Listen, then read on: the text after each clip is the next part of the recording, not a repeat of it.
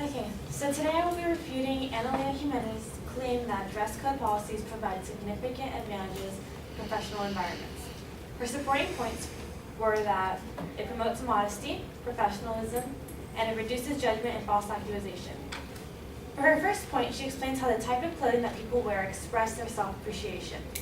She starts off by giving a piece of evidence by Kosher Casual, which is an online organization that promotes dress code merchandise.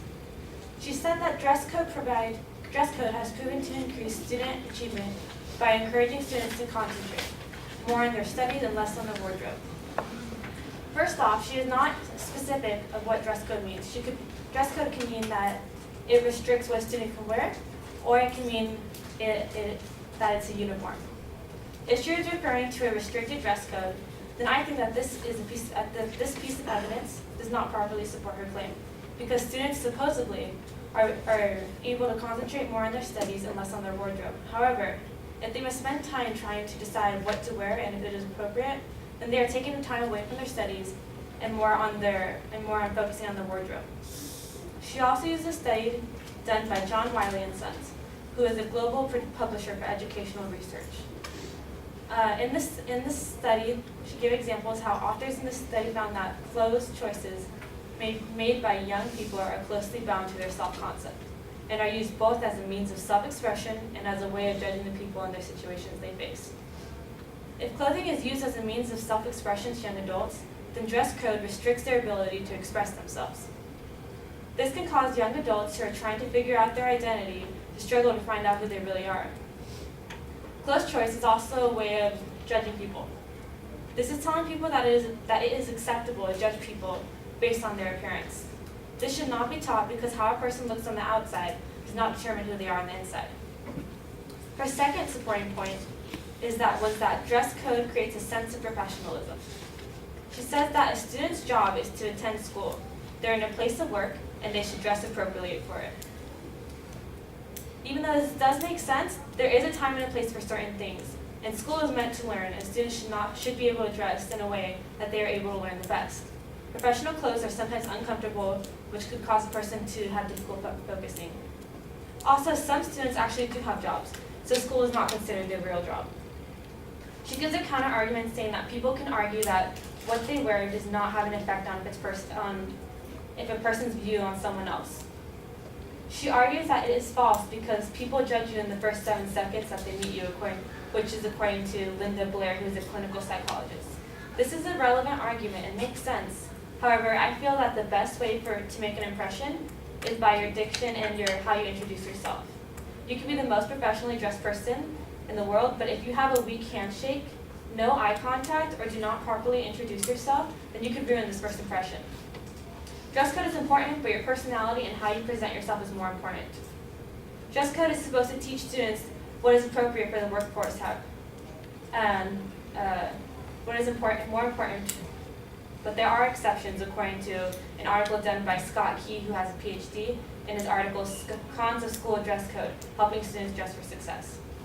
In this article, he explains how work does not only take place in offices and factories, how some employers care less about how their employees dress and more about their work.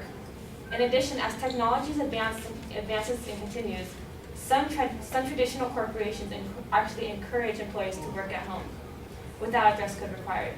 And there are also people who actually have their own companies at home, so they don't need a dress code either. They could run their companies from in their pajamas.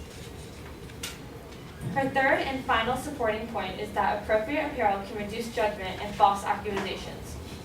She says that what you wear provides people with the right impression, but it's not always the one you want people to make. To solve this problem of wrong impressions, students should be educated on what is appropriate to wear in different environments and not forced to wear professional clothes at school. They should also be taught that it is not right to judge people based on their appearance. In an article, Why the Rich Look Poor and the Poor Look Rich, by the website Private Label Rights article, they explain how poor people dress rich in order to portray a false image that they are wealthy, and how millionaires dress as if they are poor. They quoted, "Millionaires are just a different lot of people. They think different, they act different, they spend different, they are different." This evidence proves that appearances do not portray who someone really is. In conclusion, I believe that Analia did a good job and brought up many important points, but it does not convince me that dress code policies provide a significant advantage in professional environments. Thank you.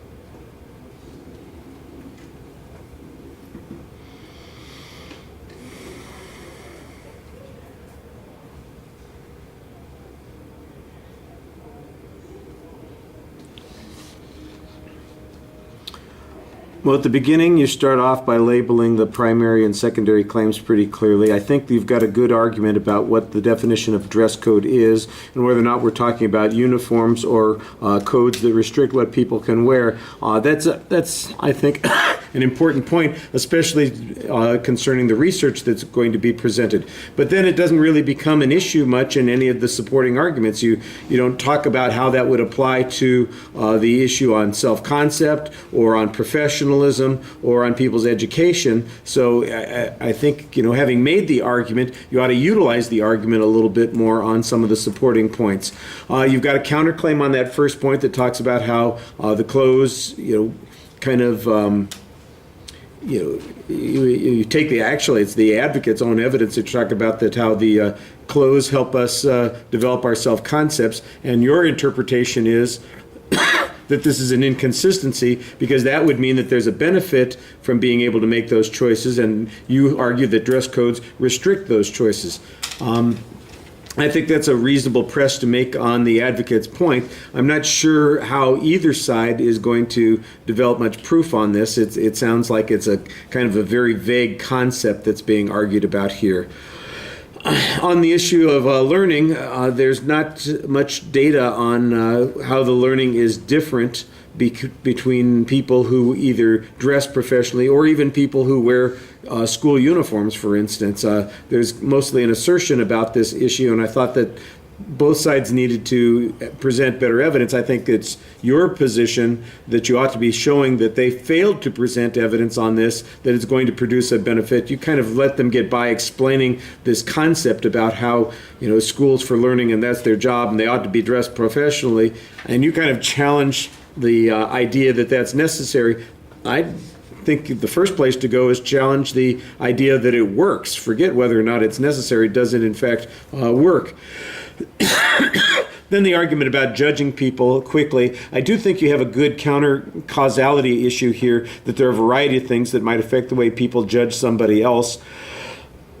I think you could use a little bit more information on this that's mostly asserted on your point. And then you've got this information from Key that just talks about different places where people might not be dressing anymore, working at home. That seems like it's a completely separate issue. I do think it minimizes the argument, but it doesn't apply to the thing that you were trying to apply it to there.